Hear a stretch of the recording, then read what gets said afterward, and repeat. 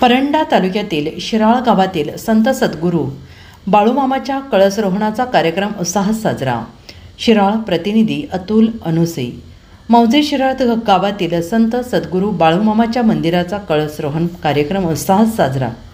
प्रमुख उपस्थिती परमपूज्य शिवशरणानंद सरस्वती महाराज महादेव टेकडी. समस्त गावकरी मंडळी यांच्या आनंदाला पारावर उरला नाही.